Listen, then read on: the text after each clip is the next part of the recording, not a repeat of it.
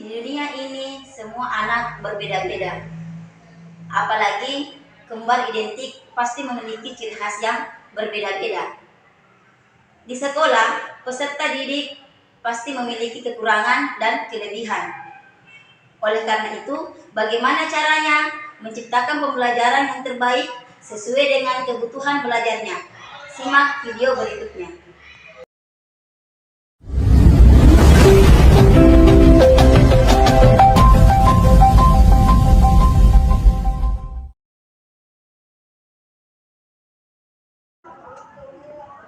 Assalamualaikum warahmatullahi wabarakatuh. Salam bahagia. Saya Titi Herawati dari SMA Goa Raya, calon guru penggerak angkatan 8 dari Kabupaten Goa. Sebelumnya, saya tidak mementingkan artinya keberagaman pada peserta didik, sehingga saya memperlakukan semua peserta didik itu sama dan tidak peduli apa yang menjadi kesukaannya, bagaimana gaya belajarnya, atau apa yang membuat mereka nyaman di dalam kelas. Namun setelah saya mempelajari teori pembelajaran berdiferensiasi, saya mulai memahami dan mencoba melakukan pembelajaran sesuai dengan kebutuhan peserta didik. Melalui pembelajaran berdiferensiasi, saya mengupayakan pendidikan yang terbaik kepada peserta didik sesuai dengan minat dan kebutuhan belajarnya.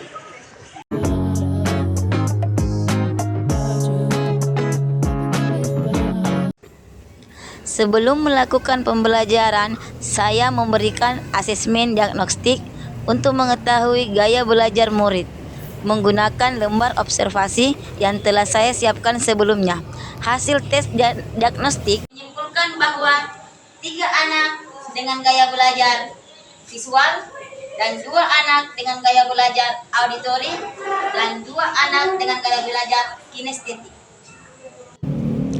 Kegiatan pembelajaran yang saya lakukan di kelas 10 IPA materi pengukuran. Di awal pembelajaran, seperti biasa, saya mengawali memberi salam, menyapa murid, menanyakan kabar, berdoa sebelum pembelajaran, mengecek kehadiran murid, memberi pertanyaan pemantik, penyampaian tujuan dan penilaian. Assalamualaikum warahmatullahi wabarakatuh. Waalaikumsalam warahmatullahi wabarakatuh. Bagaimana kabarnya ini hari? Baik. Alhamdulillah. Kalau begitu, tolong ketua kelasnya siapkan dulu nak. Gurunya berdiri siap. Beri salam. Assalamualaikum warahmatullahi wabarakatuh. Waalaikumsalam warahmatullahi wabarakatuh. Duduk tenang. Sebelum kita belajar, mari kita membaca doa. Doa dimulai.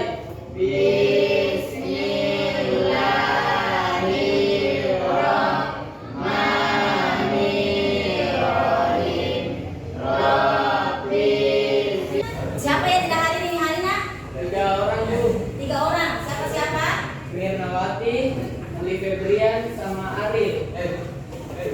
Apa anunya? Keterangannya kenapa? Alfa sakit? Alfa Bu. Alfa tidak ada keterangan. Oke. Kan sebelum Ibu masuk materi, Ibu ingin ingatkan dulu tentang pelajarannya waktunya SMP tentang pengukuran. Kira-kira apa di benak kita atau gambaran kalian itu tentang pengukuran? Siapa yang bisa nak? Perwakilan? Oke, Rahma silakan nak. Ya. Pengukuran adalah membandingkan panjang pendeknya suatu benda atau besar kecilnya suatu benda. Oke. Ada yang lain tentang pengukuran? Tidak ada. Berarti pengukuran itu merupakan membandingkan suatu benda. Kemudian ini hari kita akan mempelajari tentang pengukuran. Di mana di sini kita akan mempelajari tentang pengukuran panjang. Contoh, kalau ibu mau ukur meja dari sini ke sini kita pakai apa? Penggaris. Penggaris. Selain penggaris apa? Meter. Meteran. Oke, pintar sekali. Kemudian adapun tujuan pembelajaran yang kita ingin capai yang pertama, melalui kegiatan literasi Peserta didik mampu menjelaskan pengertian, pengukuran, dan alat-alat yang termasuk pengukuran. Yang kedua, melalui kegiatan literasi, peserta didik mampu menentukan NST, alat dan cara kerja yang kasorong dan mikrometer sekro. Dan kemudian melalui kegiatan literasi, peserta didik mampu membaca dan menghitung pengukuran panjang dengan menggunakan jangka sorong dan mikrometer sekro. Dan pada hari ini penilaian ibu ada dua, yaitu pengetahuan dan keterampilan. Sesuai dengan profil belajar murid atau gaya belajar murid, maka murid dibagi menjadi 3 kelompok. Yang pertama, kelompok dengan gaya belajar visual. Yang kedua, kelompok dengan gaya belajar auditory. Dan yang ketiga, kelompok dengan gaya belajar kinestetik, di mana masing-masing perlakuan untuk siswa itu berbeda untuk mempelajari materi pengukuran. Oke, kalian sudah duduk sesuai dengan gaya belajar kalian, di mana di sini dia duduk sesuai dengan gaya belajarnya, yaitu visual, kelompok 2 yaitu auditory, dan kelompok 3 yaitu kinestetik. Sekarang ibu sudah kirim linknya di WA.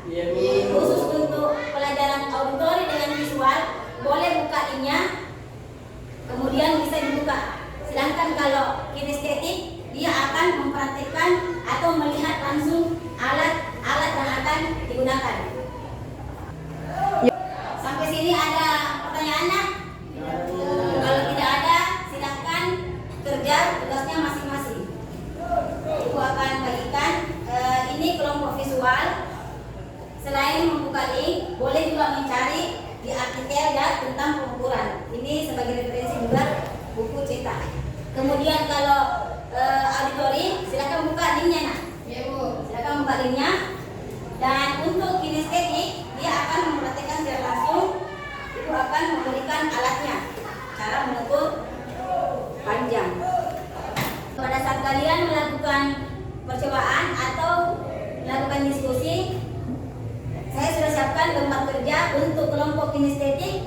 Lembar kerjanya bisa langsung dikerjakan. Begitu juga dengan kelompok visual, bisa langsung dikerjakan lembar kerjanya. Sedangkan untuk auditory, ibu sudah mengirimkan di WA itu nak rekaman suara ibu. Silahkan kumpul dengan melalui juga rekaman suara.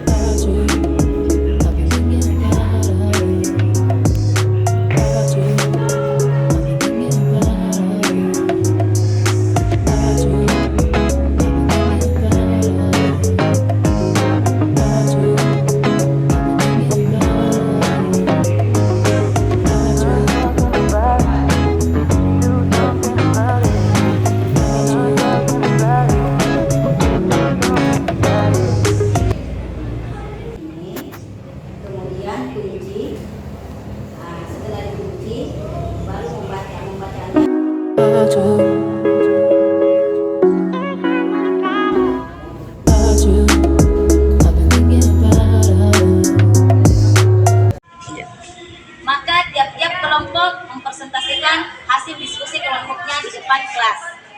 Kami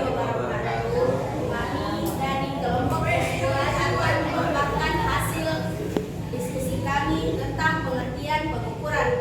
Pengukuran merupakan ilmu pengetahuan yang mempunyai pengaruh besar terhadap perkembangan. Assalamualaikum warahmatullahi wabarakatuh. Kami dari kelompok auditory. Pengertian pengukuran adalah suatu kegiatan yang ditujukan untuk mengidentifikasi. Assalamualaikum warahmatullahi wabarakatuh. Kami dari kelompok kinestetik akan memaparkan hasil dari pengajian pengukuran. Pengukuran adalah suatu kegiatan yang ditujukan. Pada kegiatan penutup, guru dan peserta didik melakukan atau membuat kesimpulan dan mereview hasil kegiatan pembelajaran. Oke, kalian sudah melakukan diskusi dan mempresentasikan hasil diskusinya di atas. Kita beri dulu aplaus untuk kelompok yang sudah melakukan diskusi.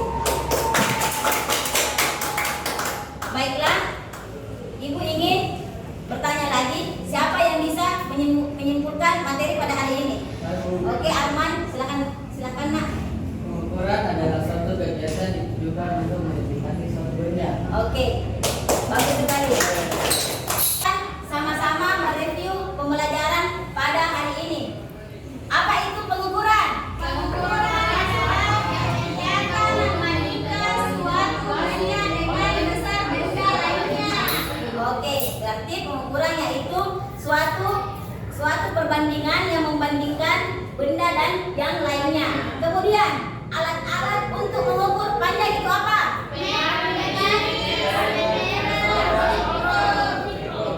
Oke, meter, jangka sorong, mikrometer sekrum, dan meteran.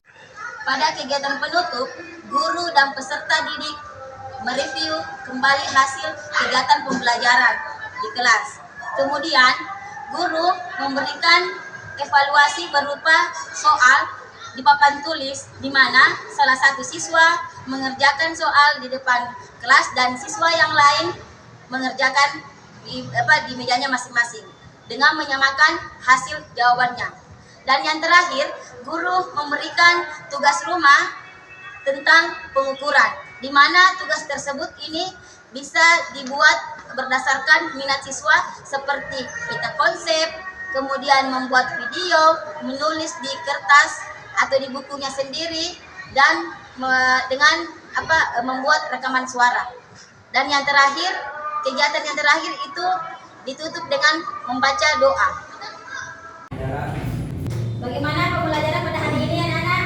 Baik. Oke. Menyenangkan. Oke. Untuk mengetahui lagi pemahaman kalian, Ibu akan memberikan tugas yang ada di papan tulis seperti ini. Siapa yang bisa menjawab? Saya. Oke, Fadila, silakan naik, Nak.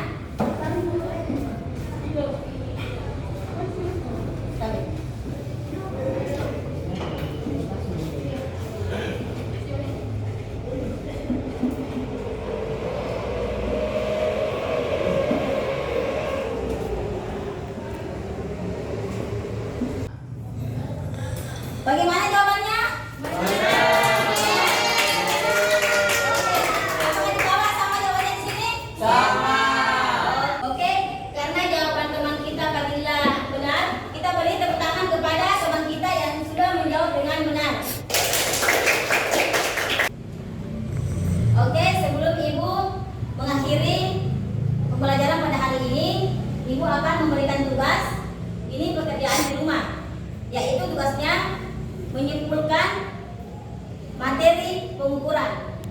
Terserah kalian mau kumpulnya bagaimana, bisa lewat catatan, bisa melalui peta konsep, boleh melalui rekaman suara atau poster, tergantung minat kalian. Oke, pembelajaran hari ini cukup sampai di sini. Semoga bermanfaat buat kita semua.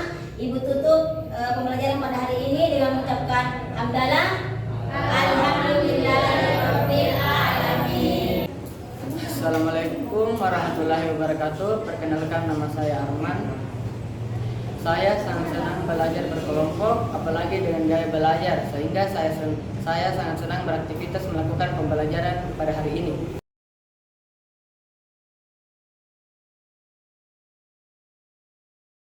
Assalamualaikum warahmatullahi wabarakatuh. Pengukuran adalah suatu kegiatan yang ditunjukkan untuk mengidentifikasi kecil objek atau gejala macam-macam pengukuran. Penggaris, meteran, jangka sorong, mikrometer sikrum. Assalamualaikum warahmatullahi wabarakatuh. Saya dari kelas 10 ingin memberikan sedikit penjelasan tentang pengukuran. Pengukuran adalah kegiatan mengukur besar, kecil, atau panjang pendeknya suatu benda dengan menggunakan alat ukur seperti mixtar, jangka sorong, meteran, dan lain-lain. Baiklah, demikianlah aksi nyata pembelajaran berdiferensiasi yang saya lakukan.